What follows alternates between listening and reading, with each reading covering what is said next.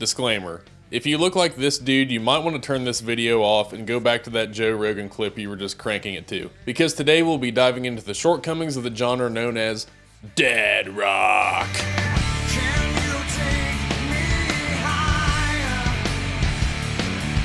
So when you consider the phrase dad rock, there are honestly a lot of different directions you could go with this depending on the decade. In a classic rock sense, we could make a case that rock and roll giants from the 1970s such as the Rolling Stones or Led Zeppelin could be called dad rock. After all, music by those bands still hold up today and will likely not completely leave the airwaves for at least a couple more decades as more generations of dads have bands like this playing in their garage. There are even bands from the 80s and 90s that we could view the same way. But for the sake of this video, we will be focusing on dad rock from the 2000s and forward.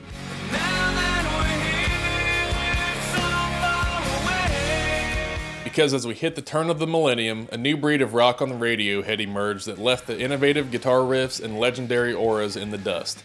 It was replaced by something that was a bit more predictable and polished to the point of being inauthentic. Bands such as Creed, Nickelback, and Three Doors Down became household names on top of their arena-ready hits. And look, I understand that these bands in particular are popular punching bags for music snobs such as, well, myself, but in many ways I think they deserve it. Because despite their commercial success both then and 25 years later as they make the rounds on their anniversary tours, much of their output, especially since their quote, heyday, has been uninspired slop.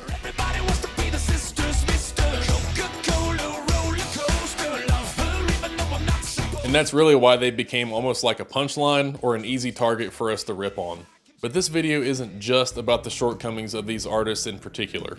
I also want to explore how rock bands within this era became a way for men to reconnect with their youth as they make their way into the period of their lives where they're starting a family, building a career, cheating on their wife.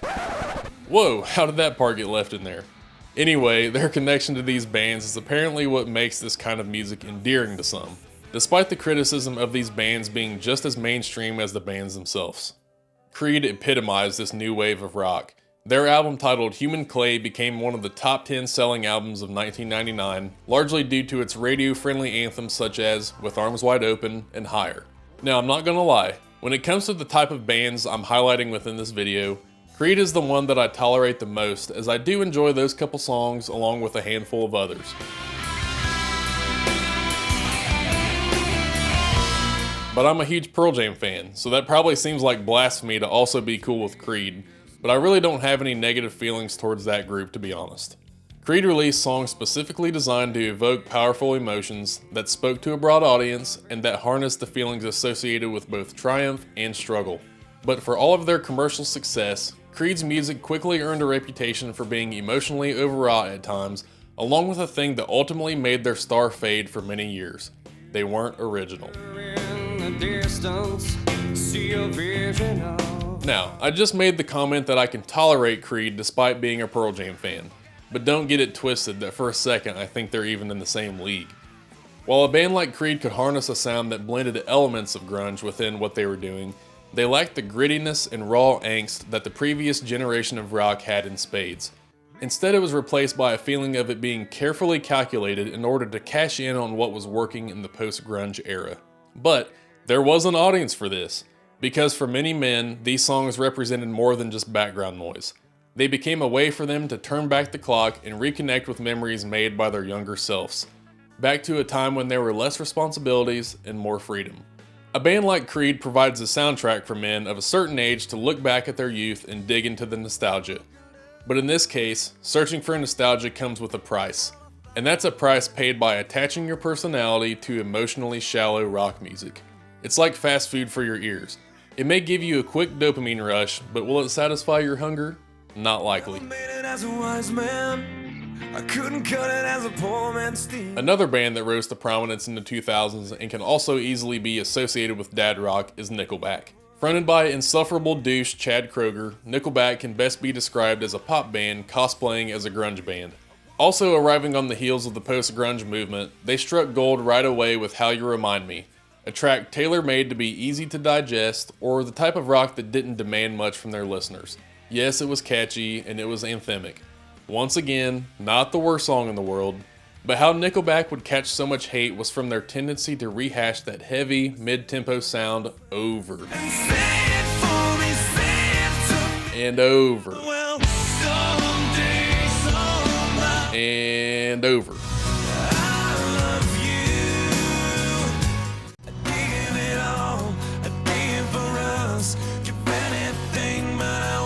And just like Creed, Nickelback's music became an easy way to forget about your stressful job, your mortgage, or that pesky new rip in your favorite pair of blingy jeans. Their songs were a momentary escape from the madness. But now fast forward to 2008, when Nickelback would release an album titled Dark Horse, where they would take their existing sound but crank it up to obnoxious levels both musically and lyrically. In terms of the lyrics within this era of Nickelback, we would start to hear more of that pants around your ankles type of rock where Chad Kroeger just couldn't help himself but to christen himself as the coolest guy in the room, despite also being the tackiest. I've got to imagine for every person who does their part keeping affliction in business, there are also many rock and roll giants from years gone by letting out a collective groan as Kroeger uttered the words, At this point, the emotional longing found in some of their other hits such as Photograph were long gone, and in its place was perhaps the corniest, most try-hard form of 2000s dad rock that ever existed. I've mentioned how a big aspect of dad rock is about recapturing your youth, but Nickelback accomplishes that for their audience so well during this period that it also turned back the clock on the maturity of the population who like this kind of music. Simply put, this lane of dad rock breeds instability and screams insecurity.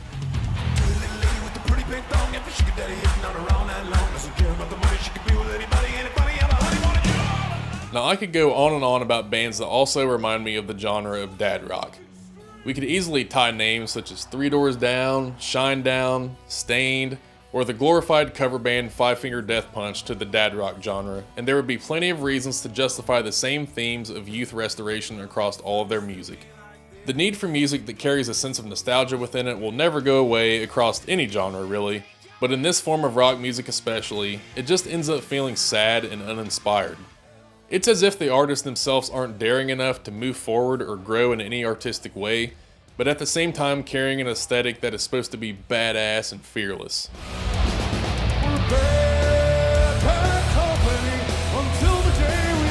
Now I've heard this type of rock be called many things that are sometimes oddly specific, including bowling alley rock, for example.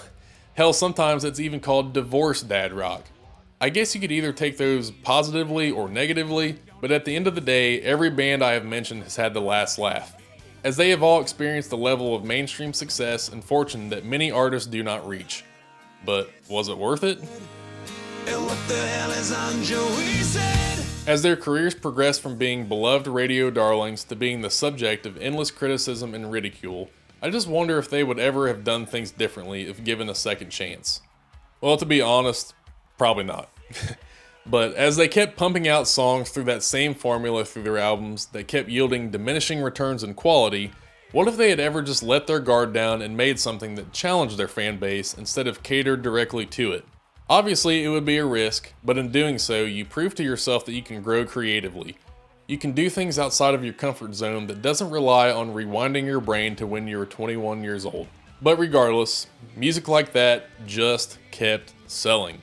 The formula was working, but there lies a big problem with these bands is that it would take a mentally strong artist to break from that formula, and that wasn't them. Their music would become predictable, bloated, and you knew exactly what you were getting when you popped in a Nickelback or a Three Doors Down album. To some, that might not be a bad thing. There's comfort in consistency, but after a while, consistency turns into stagnation. This era of 2000s dad rock simply became variations of repetitive themes where they just kept recycling the same tired sound.